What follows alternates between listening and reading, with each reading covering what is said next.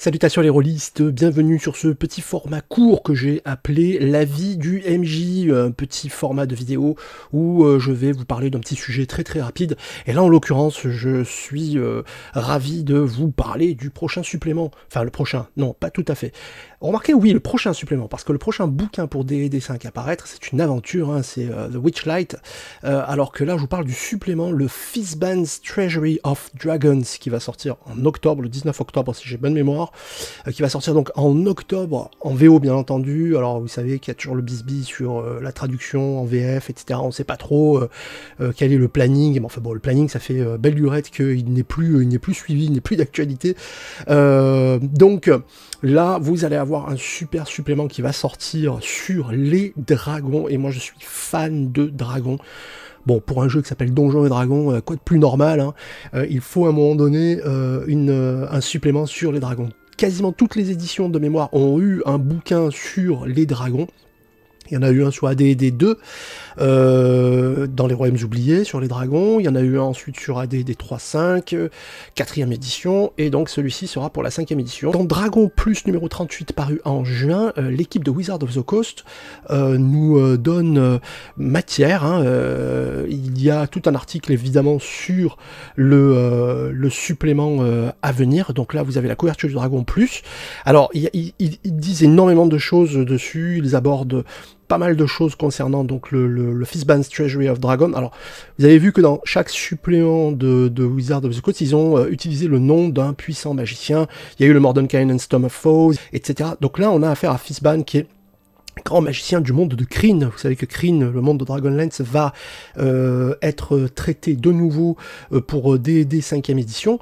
Et donc, bah voilà, je pense qu'ils en ont profité pour... et puis bon, il faut savoir que dans le monde de Krynn, évidemment, les dragons sont à l'honneur. Donc c'était tout à fait normal d'utiliser le nom de ce magicien. Donc voilà, là on a l'article dans le Dragon Plus concernant le numéro 38, donc concernant le Fizban's Treasury of Dragons. Et donc comme vous pouvez le voir, alors ils abordent chapitre par chapitre. Hein. Si vous comprenez un petit peu la langue de Shakespeare, écoutez, vous pouvez y aller. Il y a énormément de bonnes informations. Et ce que l'on y apprend, donc je vais pas faire chapitre par chapitre, mais par contre ce que l'on y apprend, c'est le fait qu'ils vont remettre les dragons gemmes. Et j'adore les dragons gemmes. Les dragons gemmes, c'est une espèce de dragon qui avait été introduite en D&D 3.5, enfin 3.5, 3e édition, dans le manuel des monstres 2, que je vais vous montrer, puisque je l'ai en PDF, je l'ai conservé en PDF, et c'est une espèce de dragon qui est super intéressante. Alors il n'y a pas que ça dans le Fizban's Treasury of Dragons, hein. Il y a beaucoup de choses super intéressantes. Par exemple, ils expliquent que ils ont repensé complètement l'évolution des dragons. Jusqu'ici, les dragons, en fait, évoluent avec l'âge, etc. Là, en fait, ils ont repensé la chose. En fait, ils ont voulu donner une espèce d'universalité au dragon, c'est-à-dire qu'un dragon, au fur et à mesure qu'il vieillit, si vous voulez, il transcende les dimensions, il transcende les plans, et il croît en puissance. Et en fait, dans les différents plans dans lesquels existe ce dragon, eh bien, en fait, ces différents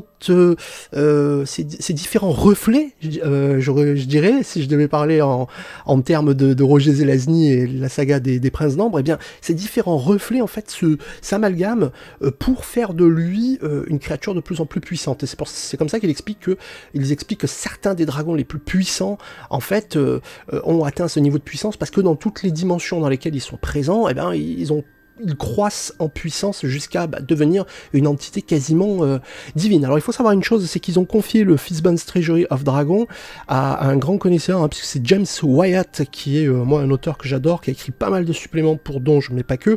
Donc voilà, je tenais à vous en parler parce que les dragons gemmes, c'est quelque chose d'assez particulier. Ce sont des dragons, moi, que j'adore, donc je vais vous en parler un tout petit peu. Ça fait partie de ces innovations qui sont vraiment ultra bien, quoi, dans ce supplément qui va apparaître. Donc dans le manuel des monstres 2 pour AD&D 2e édition, vous avez ici le chapitre sur les dragons gemmes. Alors les dragons gemmes, ce sont des dragons qui sont des dragons neutres à la base, ce sont des dragons qui vivent dans les plans intérieurs et donc qui ont peu de liens avec les autres races, ils vivent reclus. Alors par contre, ce sont des vrais dragons, donc on leur retrouve toutes ces caractéristiques des dragons, à savoir la cupidité, l'envie d'amasser des richesses, etc. Et en fait, ce qui les distingue, c'est que ce sont des dragons dragons psionistes. Voilà, ils ont des pouvoirs psioniques naturels. Donc ce sont des dragons redoutables qui sont neutres pour la plupart, alors avec différentes déclinaisons. Mais ils sont neutres. Donc voilà, vous avez le dragon d'améthyste, hein, par exemple. Bon, au passage, vous pouvez voir un petit peu ce que ça donnait un stat block à l'époque. C'était quand même assez costaud. On est loin quand même de la synthèse qu'on a sous 5e édition. Comme vous pouvez le voir, les blocs stats sont énormes. Il y avait énormément de choses à gérer et à lire. Donc voilà, vous avez par exemple là le dragon d'améthyste. Alors chacun évidemment a son tempérament, sa personnalité, son alignement. Le dragon de cristal, voilà, que j'aime beaucoup. Le dragon de cristal qui est d'alignement donc toujours chaotique neutre. Donc là vous avez le dragon d'émeraude qui lui et d'alignement loyal neutre. Vous avez également le dragon de saphir et le dragon, ah oui, et puis ils avaient des souffles qui étaient vraiment très très originaux, entre les souffles de concussion, d'énergie, d'onde en fait, hein. Voilà, ils soufflent une énergie sonique quasi inaudible, d'accord. Donc jet de sauvegarde dextérité, et il faut faire donc un jet de sauvegarde volonté ou être paniqué pendant un des 4 rounds. Bon, ils vont adapter tout ça pour D&D 5e édition. Enfin voilà, donc je tenais à vous en parler parce que c'est vraiment, moi c'est un truc que j'attends avec très très grande impatience, les dragons gemmes, parce que c'était quelque chose qui sortait de l'ordinaire. On avait joué depuis tellement d'années avec les dragons chromatiques et les dragons métalliques, que les dragons gemmes venaient rajouter une touche d'originalité vraiment extra. Donc ça, c'est un truc que j'attends avec grande impatience. Donc, si vous voulez assouvir un petit peu votre curiosité, vous avez même ici une interview de James Wyatt, hein, qui explique un petit peu, voilà, c'est lui, James Wyatt. Bon, moi il me fait penser un petit peu à Luc Ferry, je suis désolé, l'ancien ministre de l'Éducation nationale. Bon, enfin voilà, en passant. Et donc c'est vraiment un gars, c'est un concepteur de jeu qui sait de quoi il parle. Donc excellent. Si vous lisez l'anglais, allez-y, vous avez tout le contenu du bouquin avant l'heure, chapitre par chapitre. Voilà, bon, c'était mon petit mot du MJ sur le Fistman's Treasury of Dragons qui va sortir en octobre.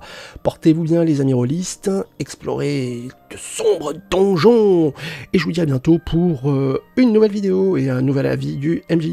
Allez, ciao, à bientôt.